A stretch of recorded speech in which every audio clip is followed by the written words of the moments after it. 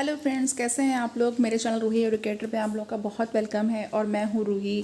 और फ्रेंड्स, आज मैं जो क्वेश्चंस लेकर के आई हूँ ये केमिस्ट्री के क्वेश्चंस हैं।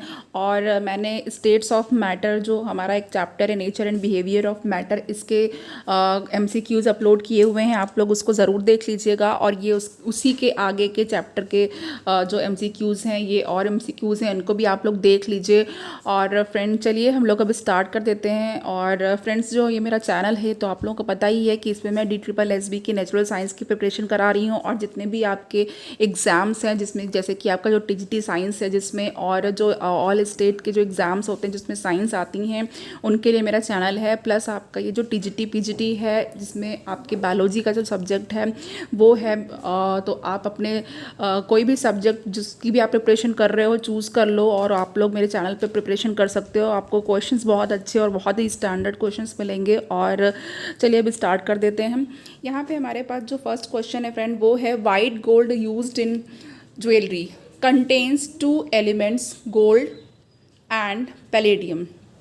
तो देखिए फ्रेंड्स, चूँकि 34 तक हम लोग लास्ट लेक्चर में कर चुके हैं, तो ये 35 क्वेश्चन है। और जो आज हमारा पहला क्वेश्चन है, ये पूछा जा रहा है कि जो वाइट गोल्ड है और जिसमें कि जो हम लोग ज्वेलरीज में यूज़ करते हैं, इसमें 2 एलिमेंट्स होते हैं, गोल्ड और palladium.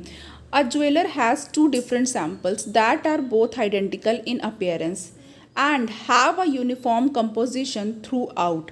What can be said about the samples. अब इसके बाद ये पूछा जा रहा है कि एक ज्वेलर है, ओके, उसके पास 2 डिफरेंट सैम्पल हैं और दोनों देखने में एक जैसे हैं, आइडेंटिकल अपीयरेंस है उनका, और जो कंपोजिशन है वो यूनिफॉर्म है।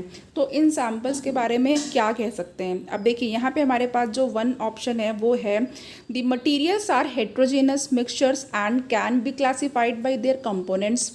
नेक्स्ट है हमारे पास second, these are homogeneous mixtures and can be classified as metallic alloys. 3, the samples have variable compositions and are classified as metallic solutions. And 4, none of the above. तो यहाँ पे देखिए हमारे पास जो आज का क्वेश्चन है ये 35 वाला है, लेकिन आप लोगों के लिए पहला है आज के लिए। तो ये इसका जो करेक्ट आंसर हो जाएगा फ्रेंड 35 का, ये हमारे पास 2 बिल्कुल करेक्ट हो जाएगा। 2, अब यहाँ पे देखिए 2 क्या है। ये कहा जा रहा है कि ये जो मिक्सचर, ये जो है हमारे जो ज्वेलर के पास, ये क्या है, ये होमोजेनस मिक्सचर्स हैं, ओके, क्योंकि उसके पास 2 सैम्पल्स हैं, तो उनके लिए कहा जा रहा है कि ये होमोजेनस मिक्सचर्स हैं और इनको मेटालिक एलॉय के रूप में रखा जा सकता है। यानी कि इसको अगर हमको क्लासीफाई करना होगा तो हम लोग इसको मेटालिक एलॉय की कैटेगरी में क्लासीफाई करेंगे। नाउ अब देखिए फ्रेंड्स, मिक्सचर जो है वो आपका एक होमोजेनस मिक्सचर होता है, एक हेट्रोजेनस मिक्सचर होता है। तो अब यहाँ पे मैं हेट्रोजेनस मिक्सचर की अगर बात करूँ तो ऐसा मिक्सचर, जो ये जो हेट्रोजेनस मिक्सचर है, ये ऐसा मिक्सचर है जिसमें कि जो कंपोजिशन होता है वो यूनिफॉर्म नहीं होता है, और जो इसकी बाउंड्रीज होती हैं वो जो जिससे सेपरेट किया जाता है वो आपको दिखाई देंगी, वो विजिबल होती हैं। तो अब इस तरीके का जो मिक्सचर होता है वो हेट्रोजेनस मिक्सचर कहलाता है। इनके जो कंस्टिट्यूएंट्स होते हैं हेट्रोजेनस मिक्सचर के, उसको हम लोग देख सकते हैं। और यानी कि अगर हम लोग होमो की बात करें तो उसमें कंस्टिट्यूएंट्स इतने मिल जाते हैं कि वो एक जैसे लगते हैं और आप लोग उनको नहीं देख सकते हो, ओके, मतलब आपको सेम ही लगेगा, ये होमोजेनस हो जाता है। लेकिन हेट्रोजेनस में क्या है कि आप लोग इनको जो है देख सकते हो और माइक्रोस्कोप से। और ये जो है, इसमें जो एग्जाम्पल की अगर मैं बात करूँ तो जैसे कि अगर आप शुगर और सैंड को मिला दो तो शुगर भी आपको दिखाई देगा, जो भी शुगर का पार्टिकल होगा, और सैंड भी अलग से आप देख सकते हो। अगर मैं कहूँ कि सॉल्ट एंड सैंड को मिला दीजिए तो सॉल्ट भी आप देख लोगे, सैंड भी देख सकते हो। और डस्ट इन एयर, तो आपको एयर में डस्ट भी जो पार्टिकल्स होती हैं वो भी दिखाई देती हैं। मडी वाटर, तो ये जितने भी एग्जाम्पल मैंने बताए ये सारे हेट्रोजेनस मिक्सचर के हैं। और मैं यहाँ पर आपको एक बार फिर से बता देती हूँ। और जैसे कि आपका जो मिक्सचर है वो कौन कौन सा है, आप यहाँ पे देखिए, sugar plus salt, okay, sugar plus salt का मिक्सचर है। एंड यहाँ पे है आपके पास salt and sand, salt plus sand, salt and sand है। एंड यहाँ पे आपका डस्ट इन एयर है, डस्ट इन एयर। एंड यहाँ पे आपका मडी वाटर है, ओके, मडी वाटर, तो यहाँ पे आपका मडी वाटर है। ये सारे मिक्सचर मैंने आपको कैसे बताए, हेट्रोजेनस मिक्सचर बताए। नाउ अगर मैं अब होमोजेनस मिक्सचर के एग्जाम्पल्स की बात बताऊँ तो अब होमो में देखिए क्या है, तो होमोजेनस में जो होगा, होमो मतलब एक समान, इसमें है हमारे पास जो सॉल्ट का सोल्यूशन, सॉल्ट सोल्यूशन में आप सॉल्ट को क्या देख पाते हैं सोल्यूशन बनने के बाद? नहीं देख पाते हैं। जब भी हम लोग पानी में नमक डालेंगे तो क्या होगा, एक सोल्यूशन बन जाएगा, लेकिन उसमें से आपको सॉल्ट अलग नहीं दिखाई देगा। शुगर सोल्यूशन, शुगर सोल्यूशन से आप क्या शुगर देख सकते हैं? नहीं देख सकते हैं। ओके, एयर, तो अब यहाँ पे देखिए जो थर्ड है आपके पास एयर, ठीक है। एयर जो है वो भी हमारा होमोजेनस मिक्सचर है। सॉफ्ट ड्रिंक्स, जितनी आपकी सॉफ्ट ड्रिंक्स आती हैं ये होमोजेनस मिक्सचर है। पेट्रोलियम, पेट्रोलियम जो है वो होमोजेनस मिक्सचर है। Biogas, biogas, okay. Alloys, alloys भी जो आते हैं वो होमोजेनस मिक्सचर की कैटेगरी में आते हैं। तो अब यहाँ पर देख लीजिए, अब यहाँ पर है कि इन्होंने यही कहा है कि ये आपका क्या है, होमोजेनस मिक्सचर है and can be classified as metallic alloy. तो एलॉय मैंने अभी जस्ट बताया है कि होमोजेनस मिक्सचर है, इसीलिए इसको अलग अलग इसके कंपोनेंट्स को आइडेंटिफाई नहीं कर पा रहे हैं, देखने में एक जैसे लग रहे हैं। ओके, नाउ अब यहाँ पर 36 में क्या है, what is the true about homogeneous mixture. Homogeneous mixture में ट्रू क्या है, होमोजेनस मिक्सचर के लिए क्या ट्रू है? 1, homogeneous mixture is the mixture of 2 और मोर देन 2 कंपोनेंट्स। की होमोजेनस मिक्सचर जो होता है वो 2 या 2 से ज़्यादा कंपोनेंट्स का मिक्सचर होता है, या मिश्रण होता है। Now in homogeneous mixtures the composition and properties are uniform throughout the mixture. Homogeneous mixture में जो कंपोजिशन होता है जिससे वो बने होते हैं और जो प्रॉपर्टीज़ उनके गुण होते हैं वो पूरे मिक्सचर में एक समान रहते हैं। आपका 3 है both 1 and 2 are true and 4 है नन ऑफ द अबव। तो देखिए यहाँ पे हमारे पास जो 36 था, आपने ऑप्शंस देख लिए हैं सारे जितने भी हैं, तो यहाँ पे अकॉर्डिंग टू ऑप्शन हमारे पास जो थर्ड है ये बिल्कुल करेक्ट हो जाएगा, यानी कि बोथ 1 and 2। तो चलिए नेक्स्ट क्वेश्चन की तरफ बढ़ते हैं। नेक्स्ट हमारे पास 37th है। 37th में हमारे पास क्या है, a binary solution suppose to contain. तो जो बाइनरी सोल्यूशन होता है उसमें क्या होता है, now 1 component, 2 components, 3 components, 4 components. तो अब यहाँ पे अगर हम बाइनरी कंपोनेंट्स की बात करें तो बाइनरी मीन्स 2 होता है। तो बाइनरी अगर बाई मीन्स मतलब आप अगर देखें mono means 1 and by means 2, try means 3। तो इस तरीके से आप यहाँ पे पहचान सकते हैं कि बाइनरी सोल्यूशन में 2 कंपोनेंट्स होंगे। नेक्स्ट क्वेश्चन की तरफ बढ़ जाते हैं friends. Which of the following is not an example of a solution. इसमें से कौन सा एक सोल्यूशन का एग्जाम्पल नहीं है? ए 1 है हमारे पास air, 2 brass, 3 amalgam, 4 benzene in water. तो यहाँ पे हमसे सॉल्यूशन पूछा हुआ है, तो कि एग्जाम्पल है जो सॉल्यूशन का नहीं है, तो यहाँ पे हमें आप बताना है। तो 38 का हमारे पास जो 4 है वो बिल्कुल करेक्ट हो जाएगा, ये सॉल्यूशन नहीं बनाता है। ओके, वाटर में अगर आप बेंजीन डालेंगे तो आपका सॉल्यूशन नहीं बनेगा, लेकिन एयर क्या है, एक सॉल्यूशन है और बहुत सारी जो गैसेस होती हैं इसमें मिक्स होती हैं। एंड जो ब्रास है ये एलॉय है, एमेलगम मरकरी का है एलॉय। तो अब यहाँ पे आप लोग समझ गए। 39 देख लेते हैं। Soda water is a solution of carbon dioxide in water. कि जो सोडा वाटर है वो वाटर में कार्बन डाइऑक्साइड, यानी कि वाटर में कार्बन डाइऑक्साइड को जब डाल देते हैं तो इस तरीके से आपको सोडा वाटर मिलता है, तो इसका एक सॉल्यूशन है। What is this solution composed of. Now यहाँ पे अब देखिए सोडा वाटर के बारे में कहा जा रहा है। अब 1 है हमारे पास liquid solute in a gases solvent, 2 gases solute in a liquid solvent, 3 liquid solute in liquid solvent and 4 है gas in suspended form in liquid. तो ये देखिए ये हमारा जो मैंने आपको कोलॉइड्स पढ़ाया था उसमें भी बताया हुआ है। तो अब यहाँ पे देखिए जो 39 है इसका जो करेक्ट आंसर हो जाएगा वो 2 हो जाएगा, यानी कि ये गैसेस सोल्यूट। यहाँ पे देखिए वाटर की जो अमाउंट है वो ज़्यादा है। ओके, तो वाटर की अमाउंट यहाँ पे हमारे पास ज़्यादा है, ये सोल्यूशन सॉल्वेंट की तरह काम कर रहा है। और जो सॉल्यूट है यानी कि जो आपके पास CO2 है वो क्या है, सॉल्यूट है। तो CO2 को डाला गया है वाटर में, तो ये आपका gases solute in a liquid solvent, ये करेक्ट हो जाएगा। नाउ अब हमारे पास 40 क्वेश्चन क्या है, तो देखिए यहाँ पे जो 40 क्वेश्चन है वो क्या है, 40 क्वेश्चन है मैच द फॉलोइंग कॉलम। तो match the following column and choose the correct option from the codes given below.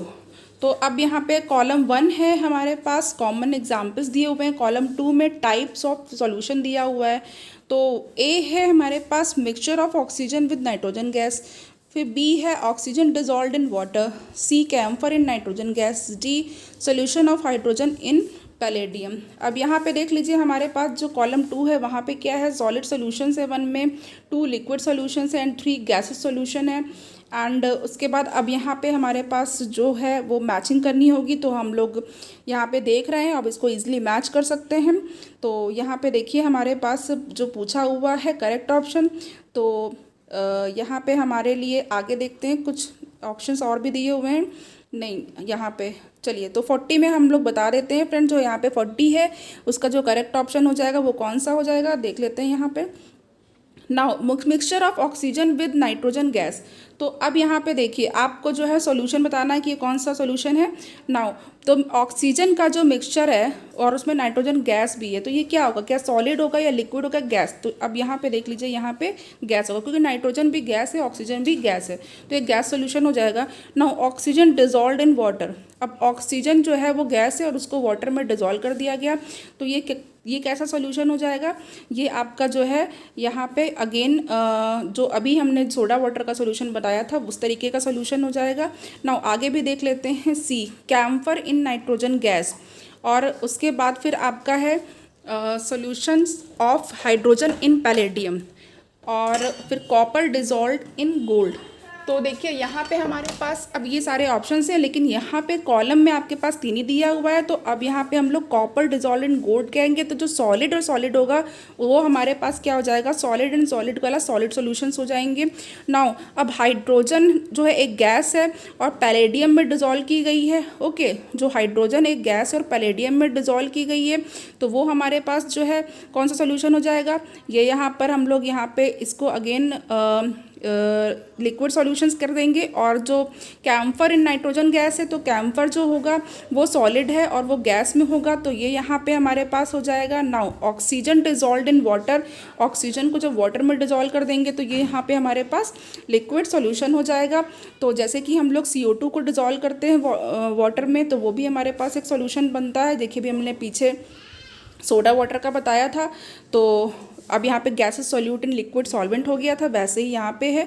Options friend हमारे पास जो थे वो आगे मेंशन नहीं थे, तो इसलिए हमने वहीं से कॉलम में मैच करा के बता दिया है।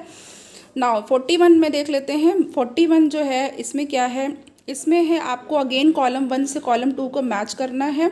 और कॉलम 1 में है हमारे पास सैचुरेटेड सोल्यूशन, बी है binary solution, C isotonic solution and D है हाइपोटोनिक सोल्यूशन। तो यहाँ पे देख लीजिए आपको ई भी है और ये है सॉलिड सोल्यूशंस। तो नाउ यहाँ पे हमारे पास कॉलम 2 में हम लोग जल्दी से देख लेते हैं क्या है।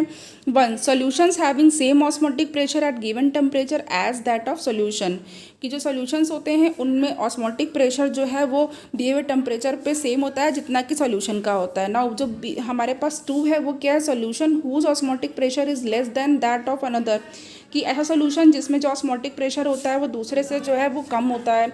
नाउ जो 3 है वो क्या है, सॉल्यूशंस विद 2 कंपोनेंट्स, कि ऐसा ये जो है वो ऐसा सॉल्यूशन है जिसमें 2 कंपोनेंट्स हैं।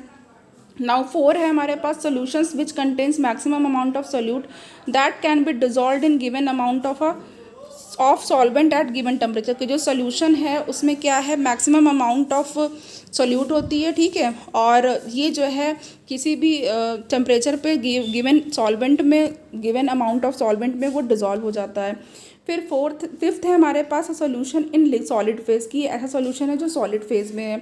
तो अब यहाँ पे मैचिंग करानी है, सारी चीज़ें आपने यहाँ पे देख ली हैं कि सैचुरेटेड सॉल्यूशन क्या है, बाइनरी क्या है, आइसोटोनिक क्या है, हाइपोटोनिक क्या है, सॉलिड सॉल्यूशन क्या है। तो अब यहाँ पे जब हम लोग मैच कराएंगे तो ईजिली मैच करा सकते हैं। तो 41 का हमारे पास जो करेक्ट ऑप्शन हो जाएगा वो यहाँ पे एक बार देख लीजिए क्या हो जाएगा, यहाँ पे ए का 4, ओके, यहाँ पे हमारे पास 3 वाला बिल्कुल करेक्ट हो जाएगा, जिसमें जो हमारे पास है ए का 4 होगा। फ्रेंड देखिए जो ए है इसको मैं थोड़ा मिनिमाइज कर देती हूँ, ए है ये क्या है 4 हो जाएगा। तो यहाँ पे देख लीजिए आप ए का जो 4 है उसको देख सकते हैं। फिर उसके बाद आपका जो बी है उसका 3 हो जाएगा, ठीक है। यहाँ पे बी देख लीजिए, बाइनरी सोल्यूशन जिसमें कि आपके 2 कंपोनेंट्स होते हैं, तो बी का 3 हो गया। नाउ आइसोटोनिक और हाइपोटोनिक तो आपको पता ही है, तो यहाँ पे हमारे पास जो है जो सी है उसका 1 हो जाएगा। आइसो मतलब कि सेम, तो यहाँ पे भी दोनों का जो है सेम है, solution having same osmotic pressure at given temperature. तो ऐसे जो सोल्यूशन होते हैं वो क्या कहलाते हैं, आइसोटोनिक सोल्यूशंस कहलाते हैं। देन हाइपोटोनिक है, तो हाइपोटोनिक में लेस होना चाहिए, हाइपो मतलब कम होता है, तो यहाँ पे जो आपके आपके पास जो डी है उसमें हमारे पास 2 बिल्कुल करेक्ट हो जाएगा। तो यहाँ पे जो है डी का 2 हो जाएगा। और बचा हमारे पास यहाँ पे ई वाला, तो जो सॉलिड सोल्यूशन है उसके लिए, तो ई वाला हमारे पास क्या हो जाएगा, ई वाला जो है हमारे पास ये है जिसमें कि solid solution in solid phase, वो बिल्कुल करेक्ट हो जाएगा। चलिए नेक्स्ट हम लोग कर लेते हैं 42। तो जो 42 है उसको देख लेते हैं। 42 है हमारे पास the energy that is responsible for the dissolution of a solute, कि ऐसी एनर्जी जो सोल्यूट के डिसोल्यूशन के लिए रिस्पॉन्सिबल है उसको क्या कहते हैं। 1 है हमारे पास हाइड्रेशन एनर्जी, 2 है lattice energy, 3 internal energy and 4 है बॉन्ड एनर्जी। तो देखिए फ्रेंड यहाँ पे जो 42 है उसका जो हमारे पास करेक्ट आंसर हो जाएगा वो हो जाएगा 1। तो देखिए होता क्या है, जो सॉल्यूट होता है फ्रेंड, जब उसको सॉल्यूशन में, जब उसको सॉल्वेंट में डाला जाता है, तो जब सॉल्वेंट में डालने के बाद जब सॉल्यूट टूटेगा, यानी जब ब्रेक होगा, और ब्रेक होगा तभी तो वो सॉल्वेंट में डिज़ोल्व हो पाएगा और उसके बाद ही आपको एक सॉल्यूशन दिखाई देगा। ओके, जैसे कि अगर हम सॉल्ट है, जब सॉल्ट को डाल रहे हैं वाटर में तो वो अपने अपने ऑयंस में डिज़ोल्व हो रहा है, ब्रेक हो रहा है, सोडियम अलग जा रहा है, क्लोराइड अलग हो रहा है, ब्रेकिंग हो रही है, टूट रहा है। देन उसके बाद फिर वो वाटर सॉल्वेंट जो है उसमें डिज़ोल्व होकर के एक नमक का सॉल्यूशन बना रहा है। तो इस के लिए कि वो सॉल्यूट जो है वो टूट सके, ठीक है, वो जो मॉलिक्यूल हैं वो टूट सके, उसके लिए उसको क्या चाहिए होगा, उसको चाहिए होगा एनर्जी। ठीक है, उसको तोड़ने के लिए क्या चाहिए, एनर्जी। तो ये जो एनर्जी है ये क्या कहलाती है, ये एनर्जी कहलाती है हाइड्रेशन एनर्जी। तो चलिए ये एनर्जी जो है ये हाइड्रेशन एनर्जी है, ये अब आपको पता चल गया है। तो नाउ अब हम लोग अब आगे जो है नेक्स्ट क्वेश्चन है उसकी तरफ बढ़ जाते हैं फ्रेंड। तो देखते हैं आगे नेक्स्ट क्वेश्चन क्या है। तो चलिए नेक्स्ट हम लोग देख लें, 43 वाला है, match the terms given in column 1 with type of solution given in column 2। अब यहाँ पे अगेन कॉलम वाला क्वेश्चन है। तो देखिए फ्रेंड यहाँ पे जो कॉलम वाले क्वेश्चंस होते हैं इनसे कई चीज़ें हमें क्लियर हो जाती हैं, तो ये क्वेश्चंस अच्छे होते हैं। तो यहाँ पे देखिए ए सोडा वाटर है, फिर बी शुगर सोल्यूशन है, सी जर्मन सिल्वर है, डी एयर है एंड ई है हाइड्रोजन गैस इन पैलेडियम। तो यहाँ पे कॉलम 2 में है a solution of gas in solid, 2 है a solution of gas in gas, 3 a solution of solid in liquid, और ये है आपके पास 4 a solution of solid in solid, और उसके बाद a solution of gas in liquid. तो देखिए अब फ्रेंड होता क्या है, अगर आपके पास ये क्वेश्चन एग्जाम में आ जाता है तो अगर आपको ऑप्शंस नहीं समझ में आ रहे तो आप कैसे गेस मतलब कैसे इसको पता करेंगे। तो देखिए अगर हमें सबसे पहले सोडा वाटर लेती हूँ, तो सोडा वाटर आपको पता है कि जो आप पीते हैं, सभी लोग कोक वगैरह पीते हैं, सोडा वाटर पीते हैं, तो होता क्या है गैस के बुलबुले निकलते हैं, यानी कि इसमें वाटर में गैस डिजॉल्व होती है। ओके, तो वाटर में गैस डिजॉल्व होती है तो इसमें आप क्या बताएंगे, इसमें जो है सोडा वाटर के लिए यहाँ से देखिए और solution of a gas in liquid, ये बिल्कुल सही हो जाएगा, इसके पहले हमने किया भी है ना। शुगर सॉल्यूशन में क्या होता है, शुगर सॉल्यूशन जो होता है वो सॉलिड होता है, शुगर सॉलिड होता है। ओके, तो अब सॉलिड को किस में डिजॉल्व किया जाता है, लिक्विड में डिजॉल्व किया जाता है। तो अब क्या होगा, a solution of solid in liquid. तो बी का क्या हो जाएगा, 3 हो जाएगा, कि अब सॉल्यूशन जो है वो क्या है, उसमें सॉलिड जो होता है लिक्विड में होता है ना। जर्मन सिल्वर में क्या होता है, ये आपको पता है ये एलॉय है, मेटल्स का एलॉय है। तो ये जो होंगे ये क्या होंगे, सॉलिड एंड सॉलिड हो जाएंगे, ये एलॉय है, इसमें दोनों ही मेटल आपके जर्मन सिल्वर एक ऐसा एलॉय है जिसमें सिल्वर नहीं होता है, लेकिन इसको जर्मन सिल्वर बोलते हैं। तो क्या है, solution of solid in solid. Now अब यहाँ पर डी का अगर हम बात करें तो एयर है। तो आपको पता है जो एयर है उसमें क्या होती है, solution of gas in a gas, ये सिर्फ गैसेस का मिक्सचर होती है, तो ये गैस होता है और गैस में। नाउ अब यहाँ पे हमारे पास क्या बचा, अब हाइड्रोजन गैस इन पैलेडियम। अब नाउ ये है हमारे पास solution of gas in solid, क्योंकि जो है हाइड्रोजन क्या होती है, ये गैस होती है, और पैलेडियम जो होता है वो सॉलिड होता है। नाउ अब यहाँ पे हम लोग यहाँ पे ऑप्शन जो कोड्स दिए हुए हैं उसको भी देख लेते हैं। तो हमारे पास ये जो 43 है उसमें क्या करेक्ट हो जाएगा, 43 में हमारे पास अब जो करेक्ट आंसर हो जाएगा वो 2 वाला हो जाएगा, जो भी हम लोग मैच कर चुके हैं सारा। तो यहाँ पे 5 3 4 2 1 5 3 4 2 1 ये हमारे पास बिल्कुल करेक्ट हो जाएगा। नेक्स्ट क्वेश्चन की तरफ बढ़ जाते हैं फ्रेंड। नेक्स्ट क्वेश्चन है हमारे पास, solubility of a substance is its. Now अब सॉल्युबिलिटी की बात आ गई है, तो solubility of substance is its 1 maximum amount that can be dissolved in a specified amount of solvent at a different temperature। Next है हमारे पास minimum amount that can be dissolved in a specified amount of solvent at a different temperature। फिर 3 है maximum amount that can be dissolve in a specified amount of solvent at a specified temperature, and 4 है all of the above. तो यहाँ पे देखिए हमारे पास जो question कौन सा है 44 है।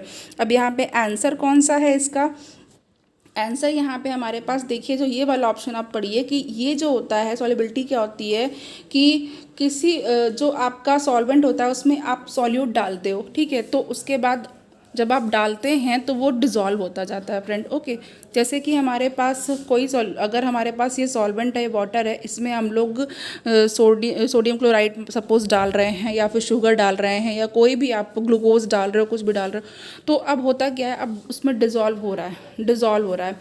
अब टेम्परेचर आपका जो है एक स्पेसिफाइड टेम्परेचर होगा, ठीक है, लेकिन एक स्टेज ऐसी आएगी कि आप डिज़ोल्व होना वो बंद हो जाएगा, ठीक है, वो डिज़ोल्व होना बंद हो जाएगा। और फिर क्या होगा, यानी कि आप इतना ज़्यादा उसमें डाल दे रहे हो तो जो है होते होते वो इसका एक सैचुरेशन पॉइंट भी आ जाता है, उसको बोलते हैं सैचुरेट हो गया सोल्यूशन, जो अब और डिज़ोल्व नहीं कर पा रहा है। तो ये जो होता है सॉल्युबिलिटी, ये क्या होती है, ये मैक्सिमम अमाउंट होती है जिसको हम लोग डिज़ोल्व कर सकते हैं किसी भी दिए हुए स्पेसिफाइड सॉल्वेंट में। ओके, किसी भी दिए हुए स्पेसिफाइड सॉल्वेंट में ये जो सॉल्यूट होता है उसकी जो मैक्सिमम अमाउंट होती है जो डिज़ोल्व हो सकती है वो होती है सॉल्युबिलिटी। और जो टेम्परेचर है ऑब्वियस सी बात है एक स्पेसिफिक टेम्परेचर पर ही बात की जाती है, तो स्पेसिफाइड टेम्परेचर पे यही होता है सॉल्युबिलिटी ऑफ अ सब्सटेंस, जो सब्सटेंस हम डिज़ोल्व कर रहे हैं उसकी। नाउ सॉल्युबिलिटी डिपेंड्स अपॉन, अब सॉल्युबिलिटी डिपेंड्स किस पे करती है, 1 the nature of solute and nature solvent, 2 temperature, 3 pressure. तो अब यहाँ पे पूछा जा रहा है, ये कहा जा रहा है पॉइंट 1 में कि ये जो है सॉल्यूट और सॉल्वेंट के नेचर पर डिपेंड करती है, फिर 2 है टेम्परेचर पर डिपेंड करता है, फिर 3 है प्रेशर पर डिपेंड करता है।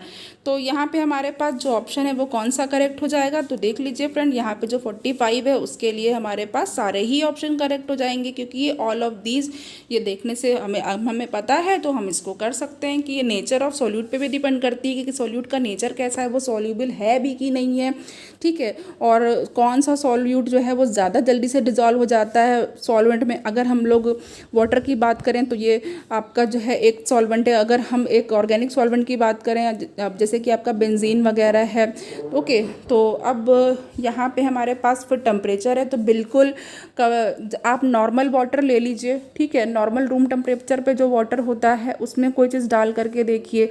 देन उसके बाद अगर आप हॉट वाटर लेते हैं, थोड़ा सा गर्म कर लेते हैं उसको गैस पे, उसके बाद उसमें डिज़ोल्व करते हैं नमक या फिर चीनी, तो जल्दी घुलती है बिल्कुल, है ना। अगर आप शुगर बीट सॉल्यूशन भी बना करके देखिए तो आप तो ठंडे पानी में आपको उसको डिज़ोल्व करने में ज़्यादा टाइम लगेगा, और लेकिन जब आप उसको गर्म कर लेंगे गैस पे जल्दी, अगर आप चाहते हैं जल्दी से आपका शरबत बन जाए, जल्दी से सॉल्यूशन बन जाए, तो आप उसको थोड़ा गर्म करके फिर उसको फिर डिज़ोल्व कर लीजिए, फिर ठंडा कर लीजिए, देखिए जल्दी हो जाएगा।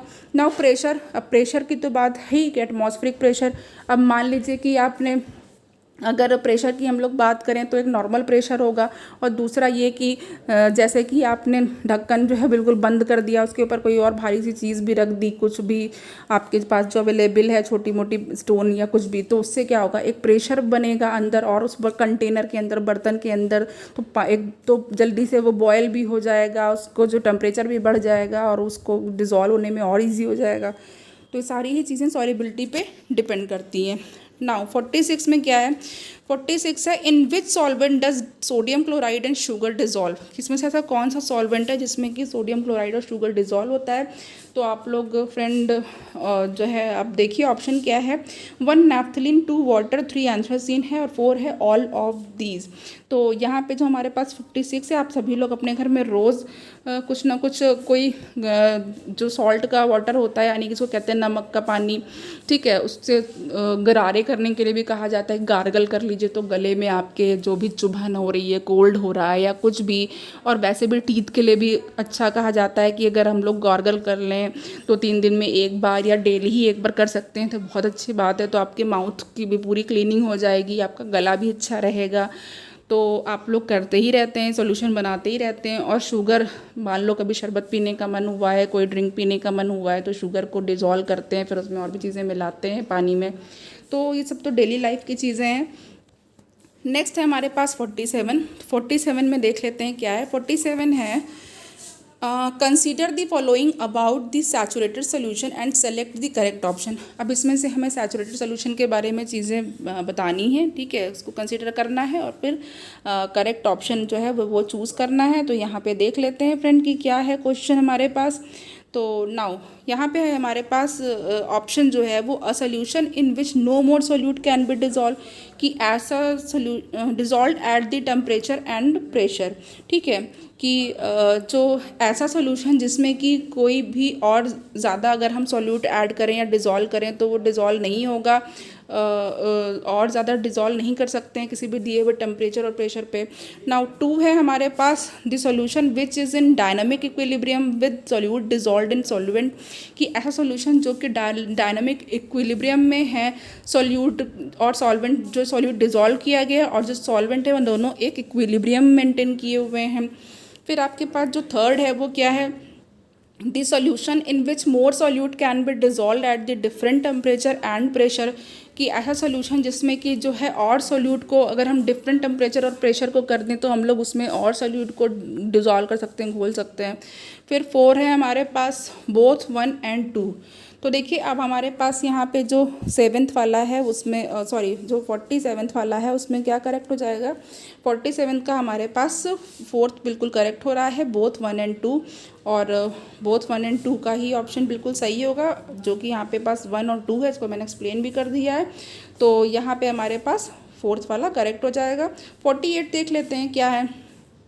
नाउ 48 है, व्हाट डज 1 मोल पर किलोग्राम KCl सोल्यूशन सिग्निफाइज, कि आप 1 मोल पर किलोग्राम पोटेशियम क्लोराइड सोल्यूशन से क्या समझते हैं। तो यहाँ पे देखिए हमारे पास ऑप्शंस कौन कौन से हैं, देख लेते हैं।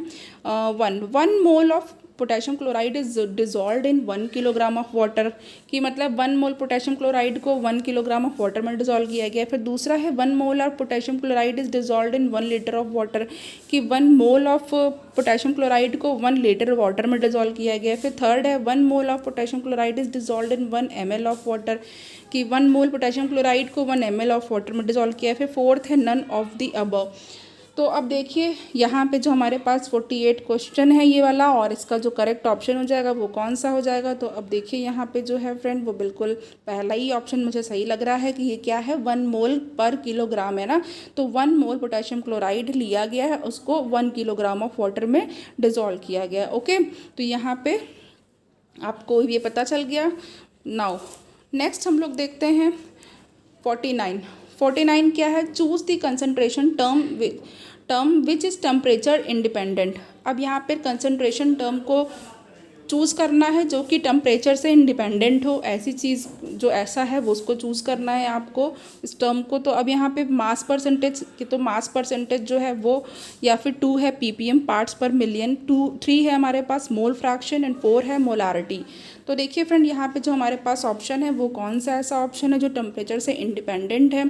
तो यहाँ पे जो है हमारे पास जो 49 है उसका जो करेक्ट ऑप्शन हो जाएगा वो हमारे पास देखिए यहाँ पे जो हमारा मास परसेंटेज होता है वो भी टेम्परेचर पे इंडिपेंडेंट होता है, यानी कि टेम्परेचर से वेरी नहीं करता, डिपेंड नहीं करता। जो ppm है वो भी, और जो हमारे पास मोल फ्रैक्शन है, इन तीनों में टेम्परेचर का कोई भी रोल नहीं है, यानी कि ये इंडिपेंडेंट है।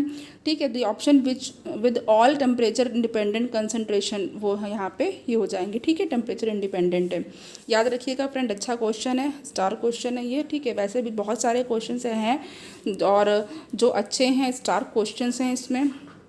चलिए अब यहाँ पे मैं आगे कर लेती हूँ मोलारिटी। What is molarity? अब मोलारिटी ये सारी कंसेप्ट आ गए। तो जो मोलारिटी होती है वो क्या होती है, 1 number of moles of solute dissolve in litre of solution की। फिर 2 है number of moles of solute dissolve in 1 ml of solution. 3 number of moles of solute dissolve in 1 litre of solution. And 4 है number of moles of solvent dissolve in 1 ml of solution. तो देखिए molarity क्या होती है friend, तो आप सभी जानते हैं जो मोलारिटी होती है ये बिल्कुल ये नंबर ऑफ मोल्स होते हैं of solute dissolve in 1 litre of solution. Okay, तो जिसको हम लोग नंबर ऑफ मोल्स को n कहते हैं, और फिर v यहाँ पे वॉल्यूम होता है, जो ये जो v होता है वो किस में होता है, लीटर्स में होता है। तो नाउ अब यहाँ पे नेक्स्ट हम लोग 51 देख लेते हैं। 51 में क्या है इसको चेक करते हैं थोड़ा सा। तो इसमें बताना है कौन सा स्टेटमेंट ट्रू है। Now which of the following statement are true. तो इसमें वन है हमारे पास, पहला पॉइंट है in a binary mixture mole fraction of A is X is equal to N A upon N A plus B N B. तो देखिए friend, यहाँ पे बाइनरी मिक्सचर कहा जा रहा है, इसका मतलब इसमें क्या है, इसमें दो आपके कंपाउंड होंगे, ठीक है, जो दो कंपोनेंट्स होंगे, तो इसीलिए ए बी का लिखा हुआ, ए जो है एक है और दूसरा बी वाला है। नाउ अब सेकेंड है यहाँ पे for solution containing I number of components, और जिसमें कि आई नंबर ऑफ कंपोनेंट्स हैं उसके लिए क्या होगा, x i equal to n i upon फिर आपका जो है जो होल होता है सिग्मा, जिसमें कि आप टोटल वैल्यू ऐड कर लेते हो एन आई। नाउ अब यहाँ पे sum of all mole fraction is one, ठीक है, कि इसमें जो है जो सारे मोल फ्रैक्शन उनका सम जो होगा वो वन होगा। ओके, तो फ्रेंड यहाँ पे जो ये ऐसे वाला जो साइन है ये सम के लिए ही है, जिसको मैं सिग्मा शायद बोल दिया था। Now select the option with true statements. अब यहाँ पे ट्रू स्टेटमेंट बताना है, तो यहाँ पे आपके पास ऑप्शन है, और जो हमारे पास जो इसमें जो करेक्ट होगा वो क्या हो जाएगा, तो ये जो है 51 का हमारे पास, मुझे तो सारा ही करेक्ट लग रहा है फ्रेंड।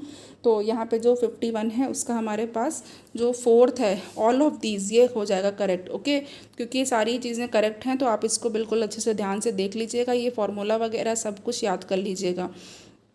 नेक्स्ट हमारे पास क्या है 52 में देखते हैं, जो 52 है वो है match the term given in column 1 with expression given column 2। Column 1 और कॉलम 2 को मैच करना है।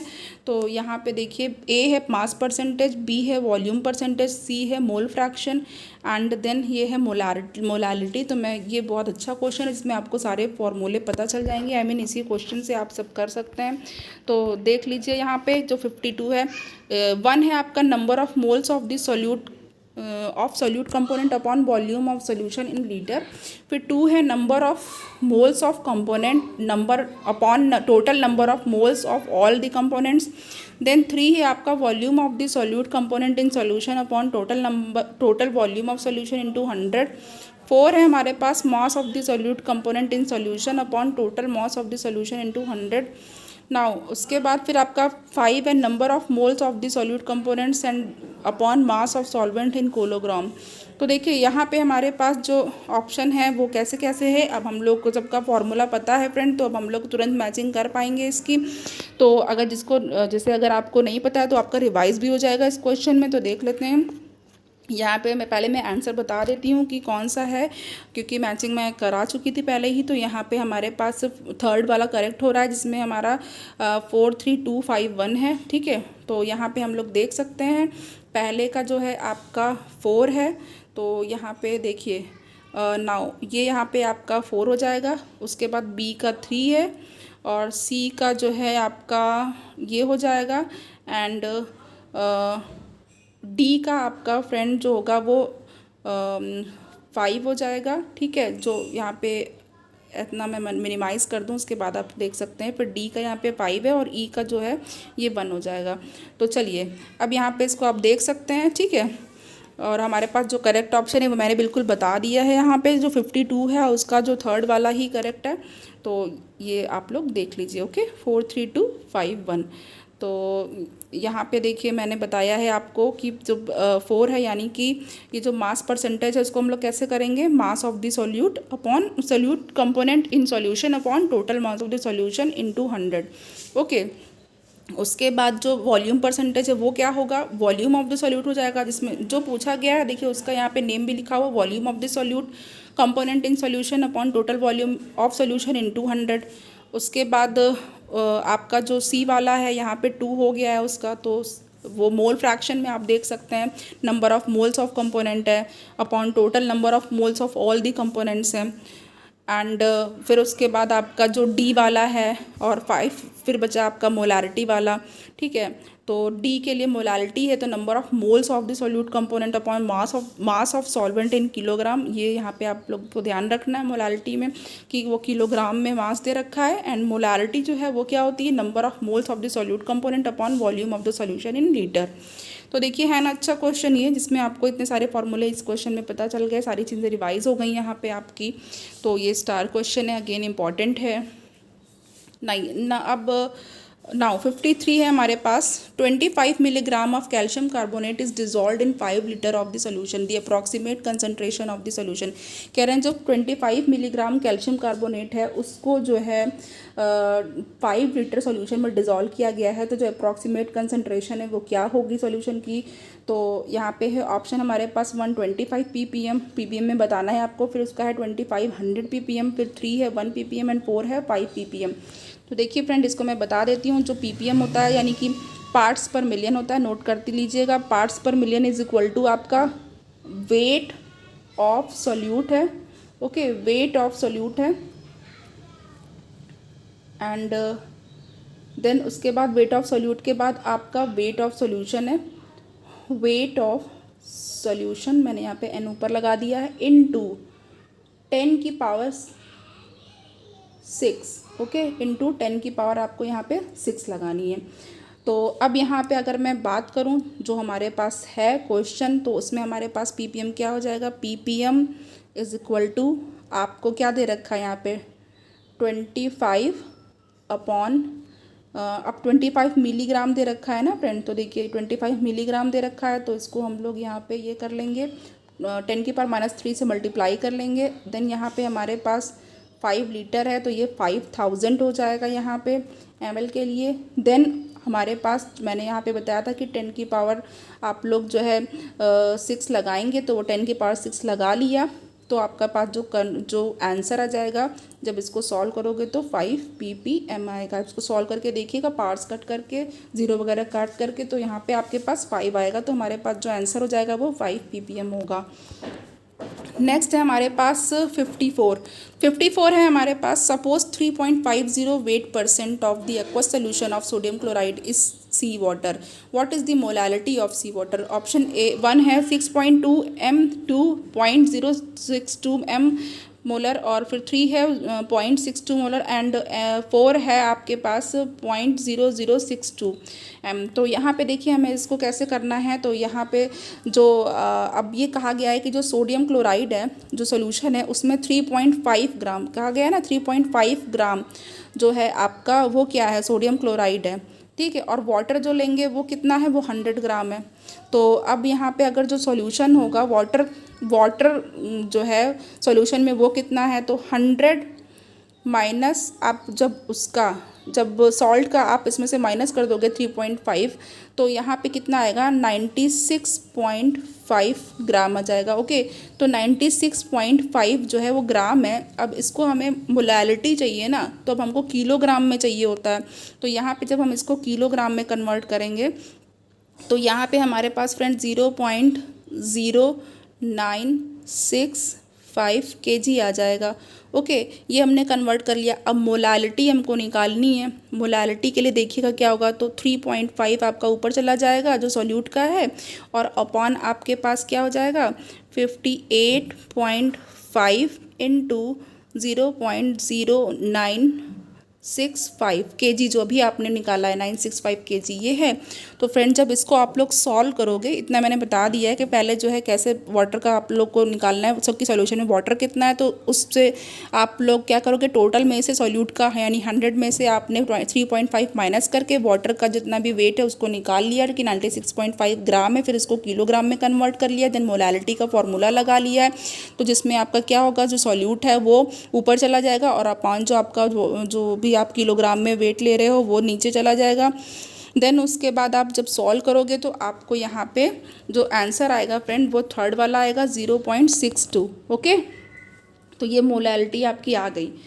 नेक्स्ट हमारे पास जो है क्वेश्चन वो क्या है 55 वाला है। 55 देखिए, a solution containing 0.2 mole of each A B and C, कि एक सोल्यूशन है जिसमें कि ए बी और सी तीनों कितने हैं 0.2 है, ठीक है, 0.2 mole of each A, B and C and the sum of the mole fraction of A, B and C in an aqueous solution is, और जो A, B और C जो है वो इक्वस सोल्यूशन में जो उसका जो सम है मोल फ्रैक्शन का वो कितना होगा ये पूछा गया है। तो 1 है 0.6, फिर 2 है 0.2, 3 है 1 एंड 4 है 1.2। तो देखिए फ्रेंड यहाँ पर हमारे पास जो आपका आंसर हो जाएगा जो सम पूछा गया है, तो ये आप जो 55 का जो करेक्ट हो जाएगा यहाँ पे ये 3 हो जाएगा, ठीक है। यहाँ पे हमारे पास 1 बिल्कुल करेक्ट हो जाएगा। इसके लिए आप इसको सॉल्व भी कर सकते हैं फॉर्मूले से। तो चलिए ये आप लोग करिएगा। नाउ 56 वाला है वो मैं देख लेती हूँ क्या है। The molarity of a solution obtained by mixing 750 ml of 0.5 molar HCl with 250 ml of 2 HCl will be. कह रहे हैं कि उस सॉल्यूशन की मोलारिटी बतानी है जिसमें हम लोग 750 ml 0.5 मोलर HCl को 250 ml ऑफ 2 HCl मिक्स कर रहे हैं। ठीक है, तो इसकी आपको सोल्यूशन की क्या बतानी है, मोलारिटी बतानी है। तो यहाँ पे आपके पास 2 दिए हुए हैं, तो आपको कैसे करना है फ्रेंड देख लीजिए। इसके लिए यहाँ पे हम लोग बस वही फॉर्मूला लगा लेते हैं, M1V1 प्लस M2V2 टोटल की है, तो ये इसको हम लोग MV मान लेते हैं। ये क्या हो जाती है, ये टोटल मोल्स हो गए हैं, मोल्स। ओके, टोटल मोल्स हैं, तो यहाँ पे ये टोटल मोल्स हो गए हैं आपके पास। अब आपको यहाँ से M बताना, यानी टोटल मोल्स वाला जो हमने M लिया है अभी सिर्फ M, उसको निकालना है। तो इसको कैसे कर लेंगे आप, M1V1 plus M2V2 upon V करोगे, ये फार्मूला लगाओगे आप, M1V1 plus M2V2 upon V। इस फार्मूले में हम लोग रखेंगे। तो फ्रेंड फार्मूला आप लोग नोट कर लीजिए, मैं यहाँ पे वैल्यूज़ रखने जा रही हूँ, स्पेस नहीं है। तो अब देख लीजिए यहाँ पे क्या है, यहाँ पे m इज़ इक्वल टू 0.5 आपका है। ओके, उसी फार्मूले में बिल्कुल हमने पुट कर दिया है 750 प्लस 2 इंटू 250। ओके, नाउ अब अपान यहाँ पे क्या हो जाएगा, 1000 हो जाएगा, क्योंकि V है हमारे पास टोटल, वो कितना है 1000 है। तो जहाँ से आपकी जो मोलारिटी आ रही है वो 0.875 आ जाएगी। ओके, ये हमारे पास करेक्ट आंसर है। तो ये हमारे पास जो है ये 4th ऑप्शन में है कि 0.875 मोलर, जो यहाँ पे छुपा हुआ है इसको मैं ऊपर कर दूँगी तो आप देख सकते हैं। ये देखिए, चलिए नेक्स्ट हमारे पास 57 है। 57 देख लेते हैं क्या है। 57 में है the density of 3 molar solution of sodium chloride is 1.252 ग्राम पर ml। The molarity of the solution will be. अब यहाँ पे 3 मोलर सोल्यूशन है आपका, उसकी डेंसिटी दे रखी है और ये सोडियम क्लोराइड का है, तो जिसमें सोडियम क्लोराइड जो है वो कितना है 1.252 ग्राम है पर ml, यानी 1 ml में कितना है 1.25 ग्राम है। तो जो मोलालिटी है सॉल्यूशन की वो क्या होगी, मोलर मास दे रखा है सोडियम क्लोराइड का 58.5 ग्राम। तो देखिए मोलारिटी दी हुई है, मोलर मास निकालना है। मोलालिटी जो है वो क्या होगी, मोलर मास दे रखा है आपका।